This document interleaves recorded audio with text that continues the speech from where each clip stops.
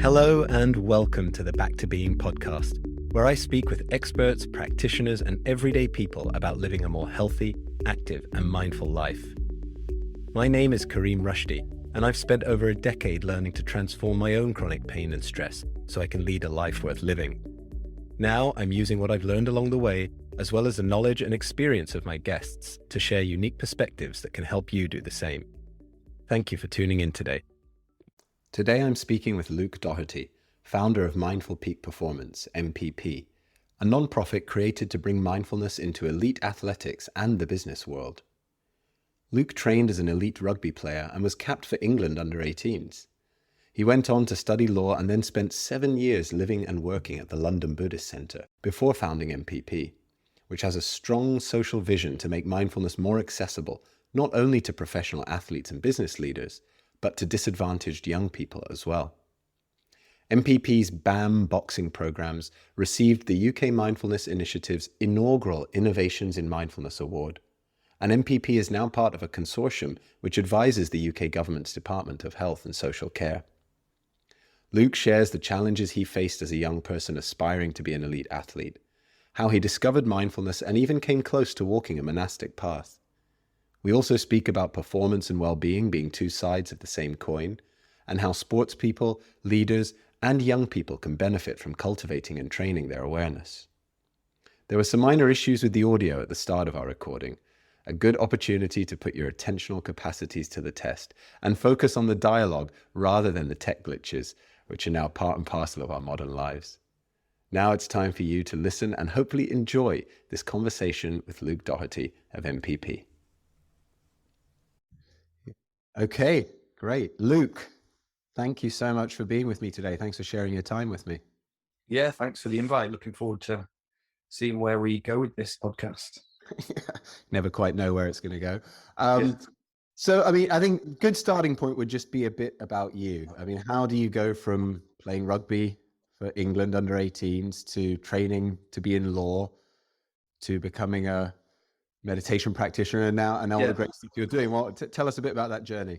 Well, it's I'm still working out how this has kind of happened. I was teaching this morning a business leader, and at the end of the session, I was like, it sometimes surprises me how my life has got to this point. But looking back, it's I spent a good 10 years training to be an elite athlete, and that was my kind of pure goal as a 12-year-old. That's all I wanted to do, and had an amazing time, and then did play for England when I was 18. And then kind of got quite disenfranchised by rugby. And really, it was the fact that I'd been so driven towards this goal and I'd achieved that, and I just lost motivation. So rugby just fell away. And then I went into law, did 2 degrees in law, and I took the same discipline and the same drives. And after I'd completed those degrees, I just kind of had a burnout. And I'd realized that there was so much of me that was just seeking external validation through these successes that I'd lost touch with or never really found what I wanted to do. So I then took a U-turn and started working in social care and working with people with learning disabilities, mental health issues. Started managing social care projects with quite complex needs into living independently. And I guess at that time I found meditation, and it immediately clicked for me. I was very skeptical. I was like, this is not for me. I was getting a meditation class for a friend, and I was like, all right, dragging my feet, went along to the London Buddhist Center. And as soon as I came out the door, I felt like a different person. And then a week later, I went on a retreat, and I came back, and there was a huge shift in my outlook. And I guess the side of me that the receptive, open, emotionally aware side of me started to grow from that point. And I was like, this is gonna change my life. I had this strong feeling that this is part of my life now. And then from there, I started managing breathing space, which is secular wing of London Buddhist Center. And then I started training in mindfulness in that context and other contexts, and went through the ordination process to become an order member within the Tree Rat Buddhist order. And at the end of that training, I realized this isn't for me. I'm not a monk. I'm a rugby player. I'm a lad. And so I guess part of the departure, I learned so much in that 7 years, but then setting up Mindful Peak Performances, how do I learn to teach mindfulness in a way that relates to my life? And how do I make it accessible to people that perhaps don't want to go down that kind of religious, monastic or way? How can this be relatable to athletes, to business leaders, to young people in a way that's like meeting them where they're at? Mm-hmm. And So that's kind of my journey. And yeah, the interest to go back into the sports world was also fueled by two friends who commit suicide in the sports world. Um, and seeing the pressure that I put myself under in that environment and others do, and the underlying mental health issues that I had, and how sport was masking that in a way. So I thought that mindfulness is a really cool tool that can go into those environments and help relieve that pressure and also bring more balance to athletes. Yeah, There's a beautiful. lot. Yeah, that's a big story. I don't know what. Yeah, but Yeah, no, it's there's a got. lot there, isn't there? I mean, there's like that pattern emerging of once you'd achieved your goal, interest levels wane and motivation started to wane, and you kind of moved on Yeah, to the next thing. And then, as you said, that you went that kind of monastic route, and then realized that that's, for you at least, was um, not the one, less yeah, relatable to everyday life, I suppose, in many ways. And then coming full circle, coming back to sports, back to that elite yeah. environment. Um, I mean, I'd love to hear, how do you, that sports journey, what would it have been like? How might it have been different had you discovered mindfulness and had your practice back as a 16, 17, 18-year-old? How do you think it could have Yeah, changed? good question. Just one quick caveat on the. I still take a lot of influence from Buddhism and the religious context that I was in, but it's sort of making it accessible in the Right. work I'm doing now. So I feel like I feel part of that lineage, but it's like I haven't quite done. I'm not gone down the ordination route. But there's something really important about what I've learned there. We might be able to pick up on that later. Yeah, no, I'd love to come back to But that. coming to your question, you know what? I've learned some hard lessons through not having mindfulness and not having these tools and techniques. So those hard lessons have given me an insight into how to help people that are in that same position. So I've not tended to think about it in those terms. But when I'm working with academy athletes, for example, young athletes, I can see that I'm passing on a really important skill around appreciating not being driven, even if it's for just an hour or 10 minutes, and appreciating that there's another way to be that Mm. isn't about running after a goal. It's like learning to have the confidence to be okay with yourself, be okay with the feelings that are emerging, and seeing athletes start to get it in terms of how there is another way to be. There's another way to show up as an athlete. It doesn't have to be always about driving for success, and learning to appreciate that meditation practices and these practices that cultivate stillness can really amplify how you are as an athlete. But it's often counterintuitive for athletes to sit and think there's anything in these kinds of practices. Once they start to feel the nervous system, the parasympathetic nervous system coming in and the calmness, it's like, oh, there's something in this. And that's planting seeds. So when they go through transitions later, when they go through changes, when they get deselected, when they have bereavements, breakups, all these things that happen and create pressure. Once people have got the feeling of like, this cultivates a stillness in me, then the seeds are planted. And that's the primary bit of my work. It's like planting those seeds and making the practices directly felt as an experience, not just as an idea or like I should try this mindfulness thing. It's like, let's see if you can learn to connect and feel the benefit and the power that meditation can bring. Yeah. Yeah, no, Yeah. really interesting. I mean, I would have thought that athletes would be in some ways an advantage, because a big part of cultivating, practicing mindfulness is being embodied, right? Being in Yeah. touch with our body, being in tune with it. And that is an area where athletes are strides ahead of the rest of us, just because Yeah. they are so connected into their body. Their body is their instrument that they're tuning all the time. But then, from what you're saying, that doesn't stop them from being kind of carried away with this driven doing mode of being and goal orientation and the pressure and all of that. Yeah. Coming back to feeling the body in a different way, Do or you know what? You're absolutely right. And that was one of my biggest insights working in the sports world was I did a year at Harlequins rugby team, and they took to it so quickly because of that point. They're training 7, 8 hours a day. They're not behind a screen. They've got this natural level of embodiment, which means that they're like, whoa, okay, this is not just an idea. This is a really this is an experience. But I guess the challenge is, being embodied and practicing mindfulness means that when you hit up against resistances, difficult emotions, pressure, you really feel it.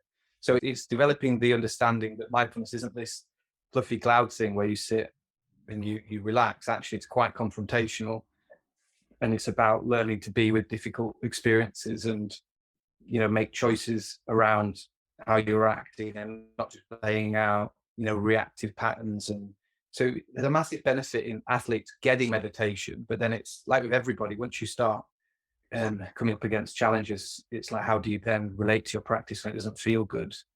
Yeah. Yeah. No, I love that.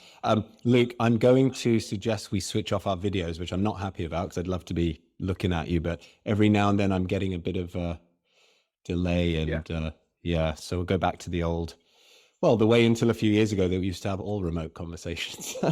Yeah. So you alluded earlier when you talked about that journey that the qualities or characteristics that you started to become more in touch with, or that started to emerge a bit more when you discovered mindfulness and meditation. Maybe you could speak a bit more to that. I mean, broadly speaking, what mindfulness kind of means to you. I mean, how do you describe it to a room full of athletes or business leaders?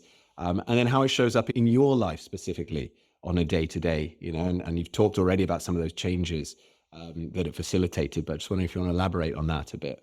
Yeah, I guess the changes that I felt were very, again, I guess I've got a background of an athlete, so I did take to it very viscerally. And I just noticed an immediate reduction in anxiety and feeling this connection to my body that I'd lost, I think, through striving. So it wasn't just the qualities were recognized by, I was managing a team at the time, and I went in after the retreat and they were like, "What's happened to you? Why are you suddenly listening to us? Why are you opening?" They noticed very viscerally, like something had changed in me. So there was just more awareness of other people. There was more connection to myself. So it was quite a big contrast what happened after that first retreat. Um, so that was my kind of first, that was my impression of mindfulness. And then to tell you a bit about my own practice, at the moment it's kind of walking meditation for a couple of hours in the morning and being in the park and allowing myself to slow down, and then going into a period of just accepting how I feel, accepting and allowing emotions to be there, and then finding a kind of stillness each day. And that's my practice each day. And I try and then, pass on some of that stillness to other people and help them connect in the same way. So when I'm working with athletes, I use the language of learning how to train your mind, showing some of the clear science around mindfulness, make it quite sports related language, like learning how to train your mind using metaphors that are connected to physical training. When the mind wanders off, you come back to the breath, to the body. That's the same as when you're building, muscle through doing repetitions in the gym. Helping athletes understand it as a physical training principle and how that can be related to mindfulness. That's been a really good way in for both athletes and leaders, actually. But the most powerful thing is actually giving athletes and leaders an experience of what it is like to feel still and calm and connected amongst the immense pressures that they can be under. That's the only way that someone, in my opinion, really takes on a mindfulness practice, when they get it experientially and they're convinced on some level that, all right, there's something in this. This is not just an idea. Yeah, I can see how that would resonate, because I mean we use the sporting or physical exercise analogy a lot when we're teaching mindfulness, right? We talk about going to the mind gym, we talk about Yeah, training and building that muscle of awareness, and yeah, in the same way you go to the gym so that you can, not so you can, well, some people do, just so you can be looking good at the gym, but you go to the gym so that when you're outside of the gym, you're less prone to injury, you can do the exercises you want to, you've got more yeah, stamina, etc. And it's exactly the same with mindfulness, isn't it? I mean, we go to that mind gym so that when we're in our day-to-day life, we can notice when we slip into unhelpful patterns of thinking or emoting, when we're mental time traveling rather than being present. So I can see how that sporting metaphor they probably take to it quite yeah, quick. Yeah. yeah. That's spot on. Yeah. Tell me now about Mindful Peak Performance. So the culmination of that journey you described earlier was starting this incredible organization. Tell us about kind of its origin stories, why you started MPP, what you're doing, how you're making an impact. I guess MPP came out of 2 years of chronic back pain. That its origins are in that. I'd come to the end of the ordination training stuff, and I'd spent 5 years at the time at the Buddhist Center, and something wasn't clicking in. At that point, I developed chronic back pain. And I actually then did some training at Breathworks with Vidyamala one weekend. And that really helped me relate to how to kind of work with chronic pain. But what I realized was that I was afraid of taking my next steps. And a lot of the pain I was experiencing was connected to the fact that I needed to make a change in my life. So it took me a couple of years to come to terms with that. And out of that period, I was away on retreat. I just had this, I was having a really difficult retreat. And then I had this, I just had this idea of like, what about taking mindfulness to athletes? And I just had this, I don't know, I was blissed out for like 6 hours. I just started, it was like, this is what I need. This is what I need to do. I need to now make it relevant to my condition in my life so I can help people in my own particular way and take the learning and all of the experiences I've got from, the amazing time I had at the Buddhist Center and all these retreats and all this learning. I need to now make it my own. So after I came back from that retreat, I decided I'm going to do this. And then it just, it fell into alignment quite smoothly once I'd actually made that decision and started working with Saracens Rugby Club first. Funnily enough, I was researching somebody who was teaching philosophy to Saracens rugby team. I think it was Jules Evans, an academic from Queen Mary University, and I watched a video with him on the Friday, and on the Monday he turned up at the Buddhist Center, and I was like, what? And then I bumped into him, and he introduced me to Saracens. And I started doing some work there, and then Harlequins took me on more permanently for quite a long period of time. So that's where Mindful Peak Performance got initiated, teaching mindfulness at Harlequins, and then rolling out to different individual athletes and teams since then. Wow. So for any listeners that either might not be in the UK, even for some in the UK, I mean, unfortunately, the great sport of rugby is not as popular as it should be, but Saracens and Harlequins are both top tier rugby teams in the English Premier League. It's a bit more about what work were you doing with them? When you say you were working with them, what did that entail? Well, with Harlequins, I tried to develop a program.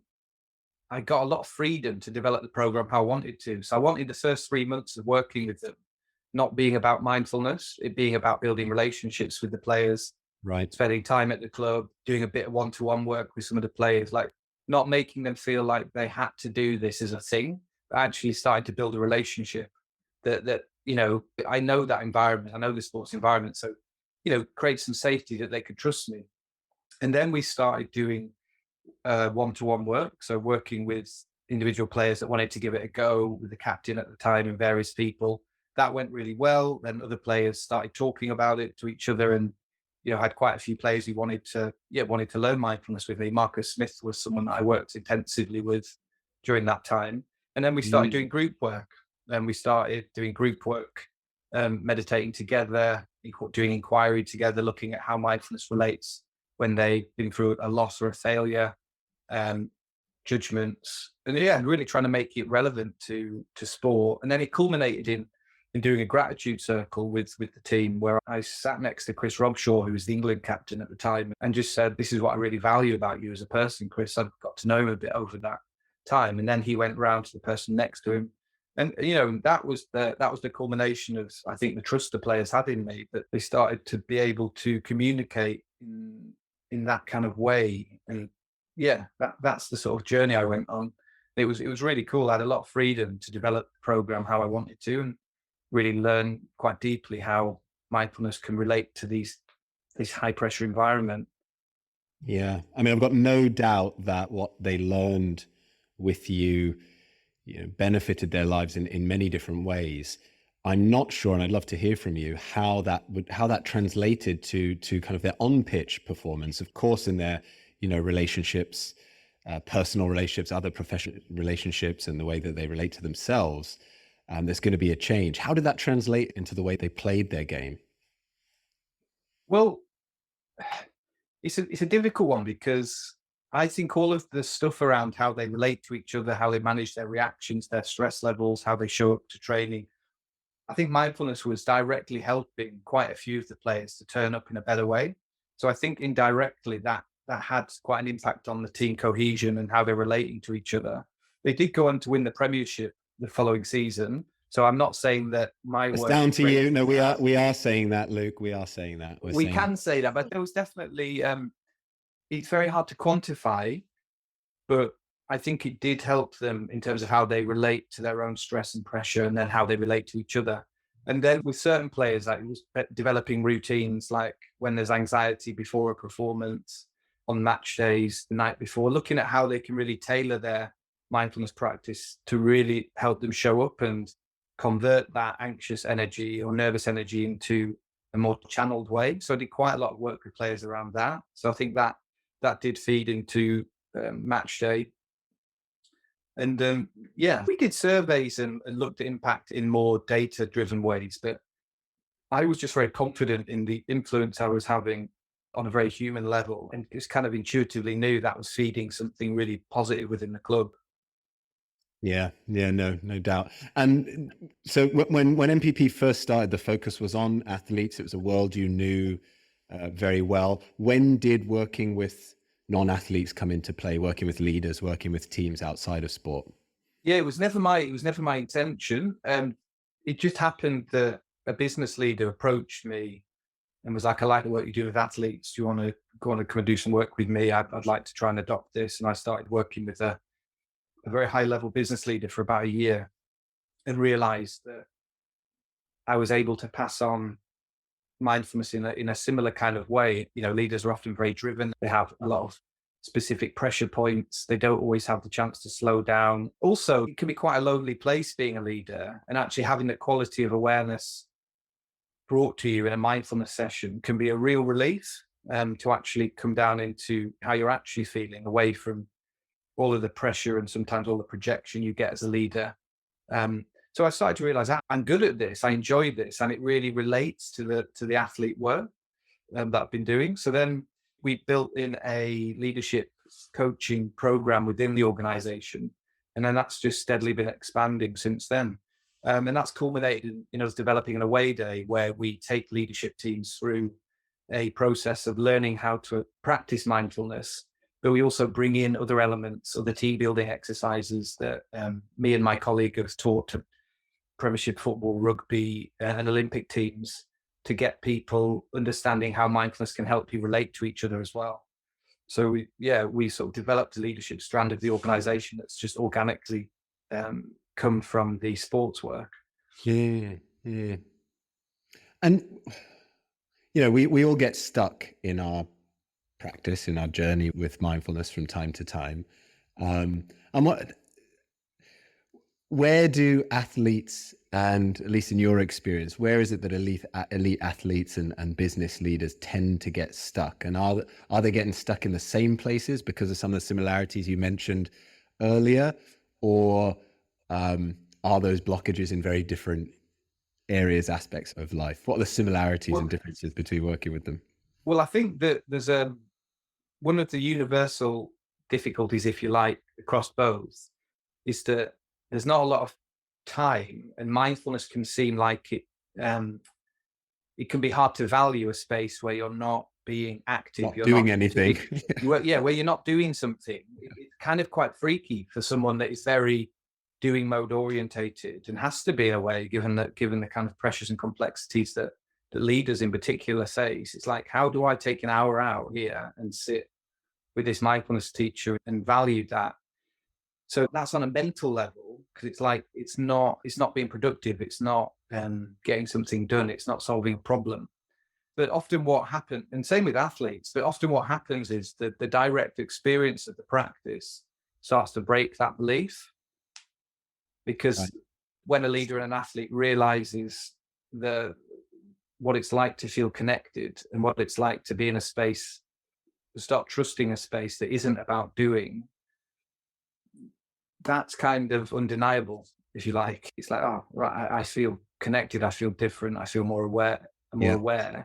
And then from that place, that then starts to have an impact on the pressure moments, on the pressure points within the high pressure athlete or business leader world. And it's like, okay, this is making me calmer and more clear minded and aware where I need to be. So yeah, that's the challenge. But I've not really experienced a huge amount of that transition seems to happen very naturally when I'm working with athletes and leaders. And there's a resistant part that's like, this is nonsense, like I'm busy. But when they start to get it, it's like, oh, there's something in this, and it keeps them coming back to the practices. And I suppose they're coming with a bit of an open mind to begin. I mean, no one's being forced to work with you. They're there because, they're also seeking something. They're Yeah, interested.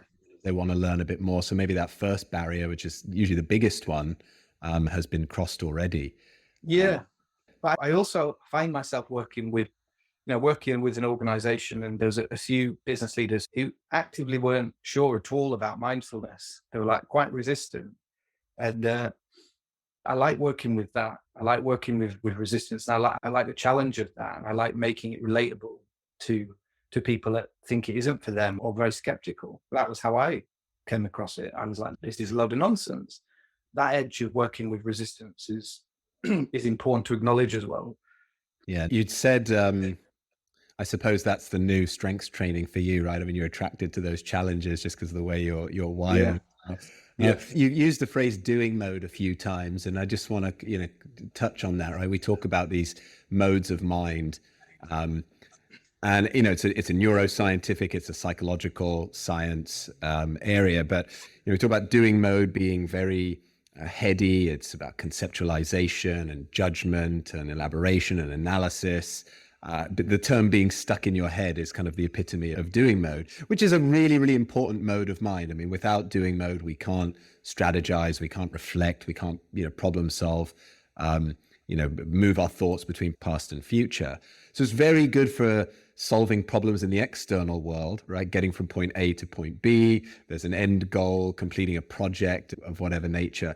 But doing mode can be very dangerous when it's turned kind of inwards on thoughts and emotions, which are not problems, to be solved. Yes. The mind takes the same approach to. And then on the other hand, we've got being mode, which is, mindfulness in many ways. And I think I'd like to get your take on this, because all the time I hear, and I'm sure you hear this a lot in the early days from the business leaders and the athletes, is, I don't have time to be in being mode. I've got so much that I need to get done. And there's kind of a misperception that being mode means sitting in a lotus position in a temple somewhere, blissing out or meditating. And one of the things I've been talking about a lot recently is the fact that, yes, being mode is embodied. It's about tapping into all our senses. It's those visceral sensations within as well. But it doesn't exclude the mind.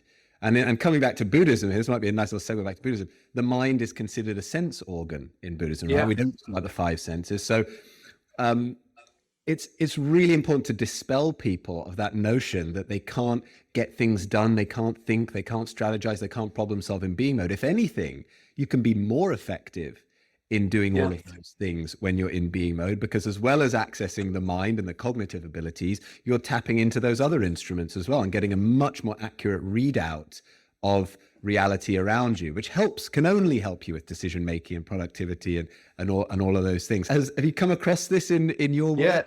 This is an area that fascinates me, and one of my strategies working with business leaders is often it's quite confrontational when you're trying to meditate and you see how busy your mind is and you see how active it wants to be, and the habitual habit of that way of operating for most people actually can be quite confrontational to see in meditation practice, and can lead to a feeling that you can't do this, or my mind's too busy, and only I've got this such busy mind. It can be quite shock.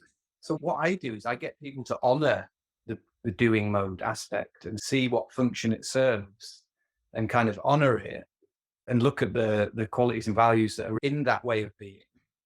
So it doesn't become like I'm here to meditate to push these thoughts away and push all that aspect away. No, that serves an important function and purpose. But learning to kind of come away from that and open up a space where you can learn to be still and activate more of your senses, it can lead to a space, particularly after a meditation, where you can go back into doing mode, but you've got way more clarity. Yeah. You can see the problems more clearly. You can feel and notice where your emotional reactions actually are within your work. So it's like they marry up very well, but it can't be this polarized approach that we're trying to be in being mode and we're zenning out and blissing. No, we're trying to learn how to shift into a different way of being that supports the doing mode, makes it more healthy, makes it more grounded, makes it clearer what actions we take. So that's how I've been approaching it recently. But also there's another point as well. is, mindfulness does open up a reflective space. And I often invite very simple questions that try and tap into what are the motives behind the doing mode. Like, what is fueling that? And for me personally, my obsessive drive came from a lot of pain and trauma in my life. So I've had to come to terms with, mindfulness has really helped me understand my motives and why being so driven, why being so successful, why being so active. There was an avoidance in that of actually some pain. So there's a deeper question there as well, which I sometimes open up with people just to get, and which can enrich mindfulness practice when you can become aware of some of those deeper patterns and learn to bring more balance in. Yeah, I love that, bringing kind of bits of being into doing and bits of doing into being, and just kind of cross fertilizing. I mean, I talk sometimes about that. If you're a scientist in some research center in Antarctica and you're going out for a day of research, and you've got 20 instruments in your lab, do you go out with just one of those instruments to get a readout on the terrain and the environment, or do you bring as many as you can carry so that you can get as many of those readings as possible and form a multifaceted kind of picture of the terrain? And the same goes for doing and being mode. I mean, I know it's not very true to the literature, because the literature will tell you, doing mode is about thinking and being mode is about sensing. But whenever I talk about it, I say, yes, doing mode is thinking. Being mode is thinking and sensing, which you have to, because when people hear sensing, outside those that haven't been exposed to kind of Buddhist psychology, they think of sensing as the five, the kind of conventional five senses. They do not think of the mind as a sense organ. There's another point within this, because when I was working at Harlequin, I was thinking, how are they really going to adopt mindfulness in the sort of doing mode busyness of things? So I developed a series of 3-minute meditations with the team to specifically help them, try and adopt the mindfulness practices when they're under real pressure moments. And I use the same 3-minute meditations with leaders. Like, for example, before really difficult conversations, at moments where you really feel overwhelmed, can you have the courage to stop and turn towards mindfulness practice, not to negate the situation, but to actually take a pause, so then you can revisit the complexity of the challenge from a slightly more connected space. And that's been really important with the business leaders. So they start to work on that edge of like turning towards this kind of practice in those really tough moments where intuitively it's counterintuitive to stop in those moments. But I'm really getting some really good results where leaders are seeing, God, just 3 minutes of pausing before that challenging conversation, whilst they felt overwhelmed in that situation, is really bringing something back into the busyness. Yeah, that's great. Disengaging from autopilot, or disengaging from that driven, we haven't really talked about driven doing mode of mind, which is kind of the evil twin of doing mode, or doing mode on steroids. But just because it's so easy when we are stuck in autopilot, and this usually happens when we're faced with difficulty or challenge, the fog descends, doesn't it? And the clarity just disappears. So those 3-minute pauses you're talking about can just help the fog to lift a little bit. The veil is removed. So when we do come back to it, we're seeing clearly again, and can perhaps think twice before we say or do something we might regret. I want to hear a bit about BAM and because it's the way I found out about you, because a couple of people who I work with were judges on the Innovations in Mindfulness Award that you won. So I do want to hear a bit about BAM. And you can decide whether to talk about BAM first, or this philosophy that you have of mindfulness and well-being being two sides of the same coin. So which do you think would be better to talk about first? I think the two sides of the same coin is probably best talked about, because it links, I think, to what we've been speaking about, and then I'll come on to BAM. Great. I guess this, this has come out of working directly with athletes and getting into some real conversations and asking people and finding out, well, where are the real pressures in your life? And a lot of the time it's to do with, performance and all the complexities of living that kind of high pressured life and deselection, selection, injuries, all of the stuff that comes along with being an athlete. That's extremely, has a big pressure behind it. But also it could be a conflict with one's partner, or a fallout within one's family, or something going on in someone's personal life, which often holds more of the emotion, and that being hidden within the team and leading to people compartmentalizing how they really feel. So a lot of my work was like, well, where is the real pressure? And let's learn to bring some mindfulness strategies to that. And a lot of the times it was nothing to do with sport.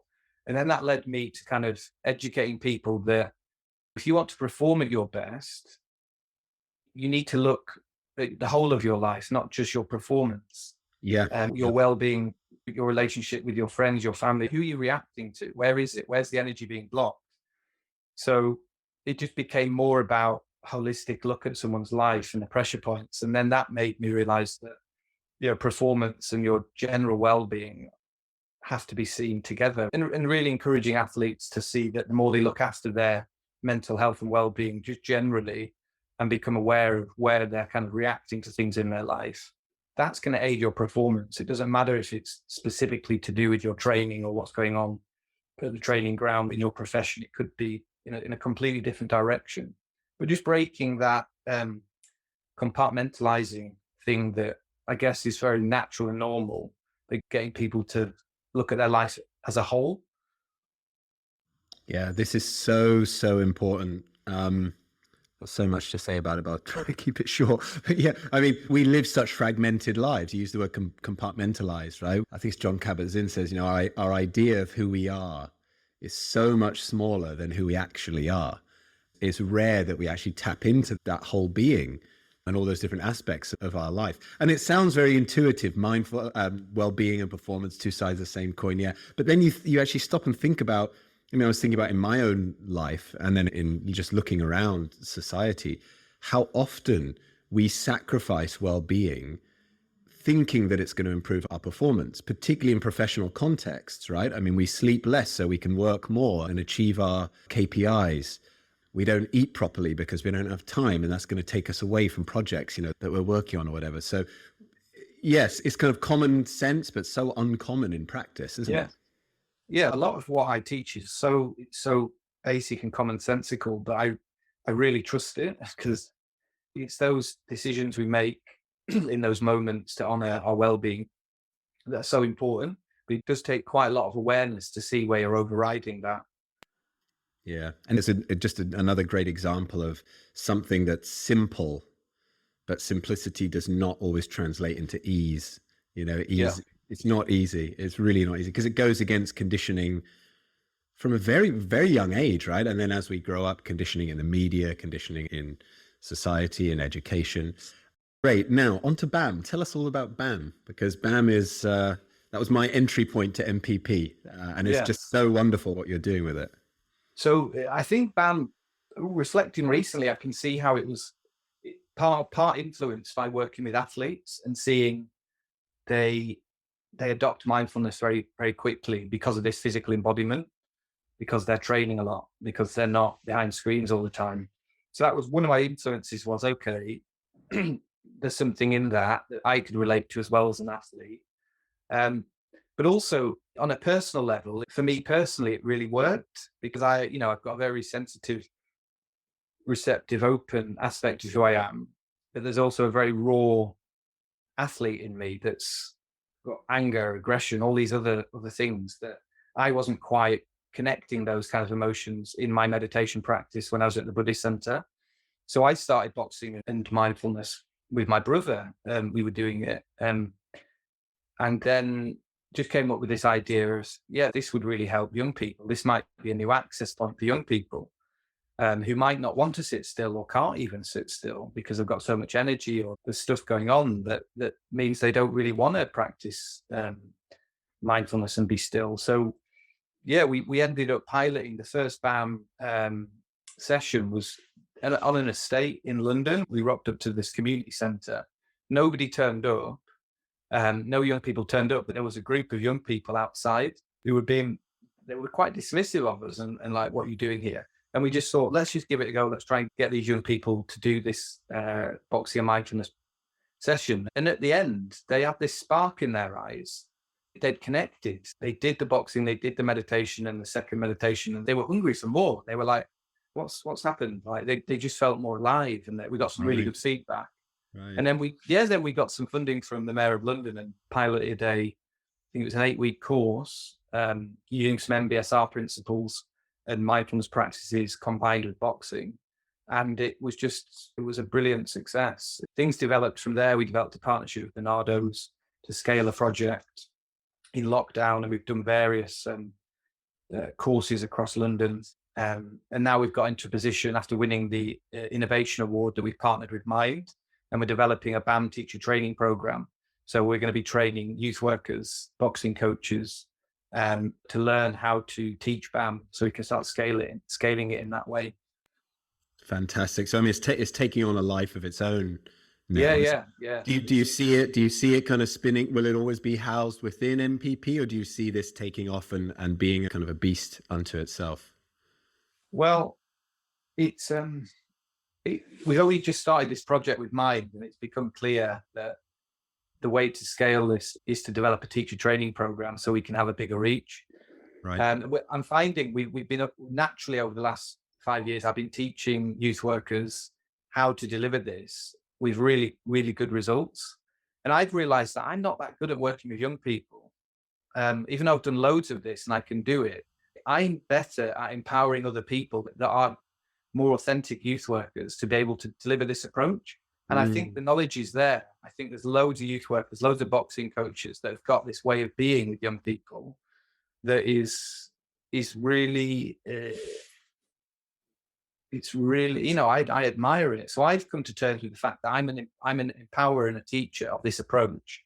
I think the knowledge and skills is out there, and I want to empower people to take on meditation and boxing combos to support young people with diffusing some of the anger, lots of things that young people are facing at the moment. BAM really speaks to. When people hear boxing and meditation together, I think it probably, they can't quite compute it. So what does that look like for people that are listening? Is it boxing in a mindful meditative state? Is it boxing punctuated by little mindfulness practice? What is a mindful boxing session? What makes BAM distinctive is this process. We start with a check-in, so how people are doing, and trying to get people to just be honest with how they are. Then we do a meditation practice. Then we might introduce a theme like how to train your mind. And so we start, and then we bring people into a slightly calmer state of mind, a bit more awareness. Then we go into a warm-up, and then we go into the boxing session, which is not training people to fight, but it's using boxing training to release energy, to connect physically. And then we go into a second meditation practice. And because there's been that release and that endorphin feeling is often there after training, that then leads into a second meditation practice, where there's usually a lot more connection. And then we do an inquiry at the end and round off a session. So that's a typical BAM session. And it's that combination and that ordering that seems to really work. I mean, it just goes to show, doesn't it? It's a great example of the fact that I don't think there's any activity that can't be enriched by punctuating it with some mindful pauses. Whether that's a meeting at the office or, I mean, you see now, I don't think you're responsible for this worldwide, maybe at Harlequin and Saracens, some other places, but you see in a lot of, and not just limited to rugby, but you see in a lot of sports teams these days, when there is a score, teams come together before the restart, there'll be a moment of a pause and mindful breathing. That's something that's only really come in the last few years in elite sports.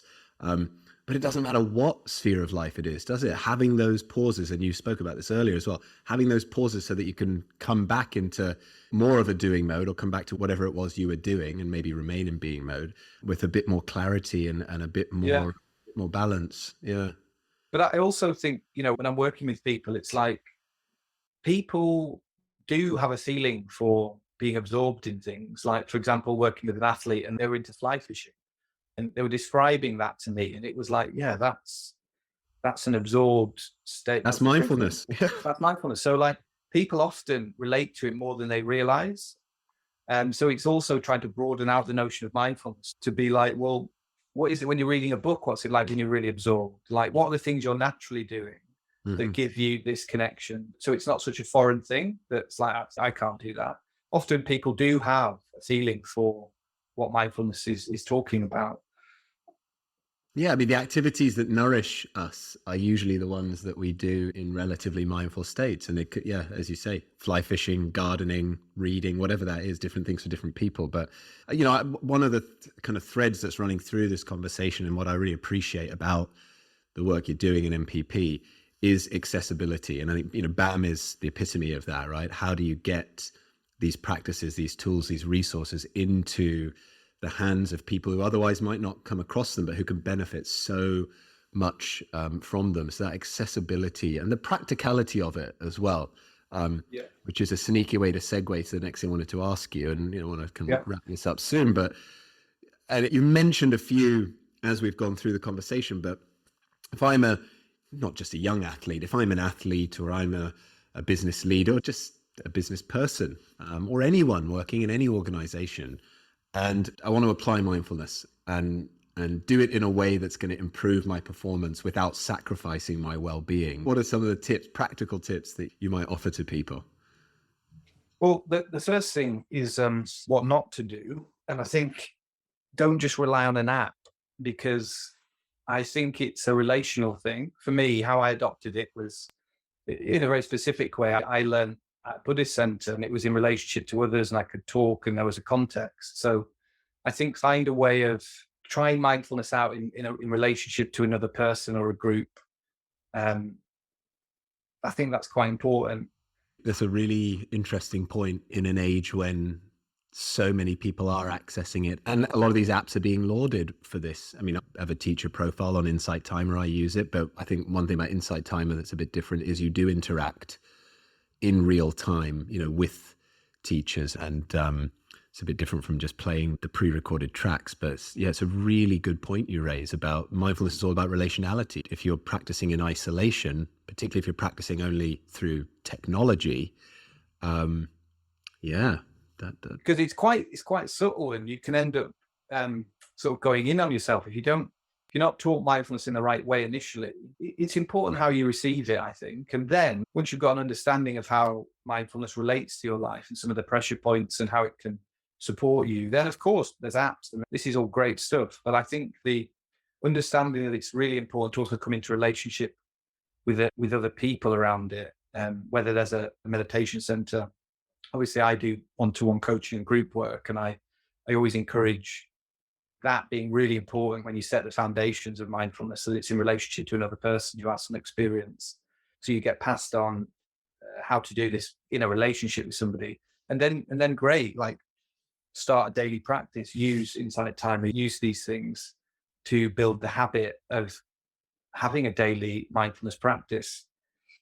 I think it was Vidyamala who, in case people haven't heard the podcast with Vidyamala, is one of the co-founders of Breathworks, where Luke has trained and where I'm a trustee at the moment. I think it was Vidyamala, in the conversation I had with her, she raised that old expression that mindfulness is caught, not taught, and very hard to catch mindfulness from an app, right? I mean, it's the teacher or the group that you're practicing with who are embodying mindfulness, Yes. who model that, and it's that you absorb, it's that you catch. So I think you're raising a really important point here, which is, yes, the apps are all well and good, but perhaps not as a starting point for people. No, I think that's the point. Yeah, it's a core experience. That's a really, really important. Caught, not taught. I want to come, because you mentioned earlier, before we wrap, I want to hear what, you've talked about BAM, but anything else that's exciting at the moment, upcoming projects perhaps. Before that, I want to come back full circle to Buddhism and the role that it plays in your life, because I might have dismissed it a little bit earlier, and I think you rightly kind of brought it back in and said, no, it still plays an important role for me. Yeah. Could you elaborate on that a little bit more? What role does Buddhism Well, play? I guess because I spent so much time at the Buddhist Center, and that became a context where I learned a lot about what mindfulness is as a lived experience. I lived in a community. I worked at the center. I was away on retreat a lot of the time. So I guess I learned about mindfulness in relationship to a Buddhist context. And I guess I'm just figuring out more and more like how much that has impacted me. Um, it's like it's this relational aspect of like, being in a context where other people are practicing meditation and there's a dialogue around it. It's part of the culture. Also, things like, when I was working at the Buddhist Center, we would have this practice called rejoicing in merits, where it's almost bringing to life compassion meditation. So we would be a practice of kind of speaking out what we value about each other in the team or in the community we live in. And it just creates a particular atmosphere where almost the compassion that you feel or you're cultivating in meditation can be directly expressed to the people you're working with. And I guess that's what I tried to bring to Harlequins. I tried to bring some of these practices, or in our away day, we do life stories where and that's a practice of listening to someone's life. That was a regular thing we would do at the Buddhist Center. And also learning to rejoice and see the human qualities that people are bringing. So all of these, living in that culture for that amount of time and these simple, very powerful practices have a real influence on me, and it's speaking to the real humanness of how mindfulness can help you relate to each other. And yeah, so I feel like it's a deep influence on my work. And I guess I see my mission as like trying to translate that and make that accessible, some of those principles accessible to high pressure environments that don't operate in a Buddhist culture, that can lend from these practices and ways of being. Yeah, particularly in sports, right? I mean, maybe less so in corporate teams, um, but the Buddhist concept of Sangha, community, a group that you move through the world with, practice with, support each other, translates quite easily across to the sporting team environment, doesn't it? Because also leadership teams, also like hearing each other's life stories and seeing each other on a human level and getting more of an appreciation and empathy for someone's life can help you hold that person in a different regard when they might be reacting or you might be reacting. There's a more whole awareness of the people you're working with at that level. And I think that really, that helps create a more mature way of relating when it is stressful. Yeah. Yeah. You talked earlier about, mindfulness helping with our own personal fragmentation. But as you say, when you're seeing the whole other person as well, rather than just seeing them as their role at work or seeing them as their position on the field or whatever, then you're going to relate to them at a much deeper level, and the connections and also because of the we live in a very online culture, and I think a lot of emotion and can get hidden behind that. The reason why we do these away days with teams is we're trying to inject some counterbalance to the fact that a lot of organizations are now quite dispersed with online working being the norm. We've got to remember to come back in a human way to kind of balance that. Yeah. Yeah. Okay. Well, before asking you what projects you've got coming up, I think maybe a word on the fact that, because we've been talking, I've learned so much through the Buddhist tradition and teachings as it pertains to mindfulness, but it's not like Buddhism has a monopoly on mindfulness, right? I mean, every faith tradition, every contemplative tradition has somewhere at its heart this notion of mindfulness and mindful awareness. But I think it's safe to say that it's in Buddhism where you've got the clearest almost instruction manuals, right, of how to cultivate it, the blueprints, the frameworks, the steps for cultivating mindfulness. So it's probably, I'd say, best articulated. People can challenge me if they want on that, but I think that it's best articulated within Buddhism. And what's really interesting these days, and I'm doing this master's now in teaching mindfulness, and it's kind of it's at the intersection of neuroscience, the psychological sciences, the contemplative traditions. And what I'm just blown away by is the fact that the cutting edge neuroscience, the most cutting edge leading thinkers in psychology, they're validating a lot of the mental maps that the Buddha gave us and these principles of Buddhist psychology from 2,600 years ago are now being validated in terms of the way that our minds cause unnecessary suffering and the way out of that. So I think it's great that you've held on to that, and I'm sure you'll continue to imbue MPP with some of those principles. Okay, Luke, tell me, what are you working on other than BAM? Are there any other projects that you are working on or have got in the wings that are exciting you at the moment?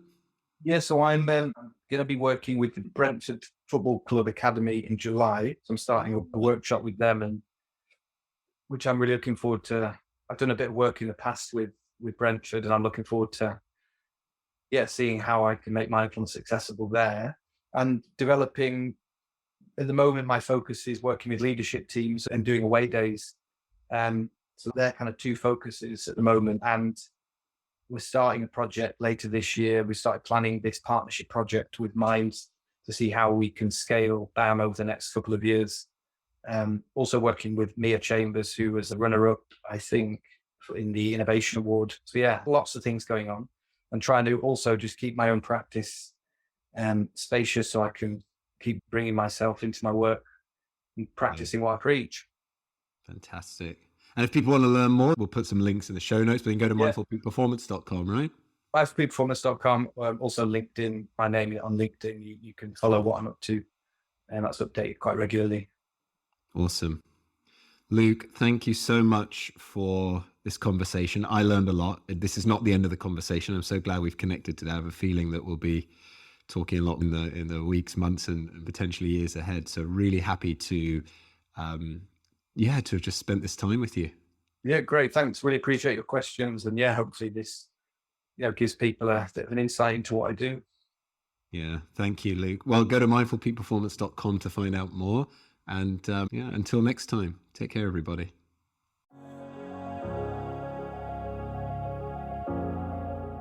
Thanks again for listening to the Back to Being podcast. If you enjoyed this episode, you can subscribe or follow to receive news about future shows. Till next time, be kind to yourself and others. I wish you well.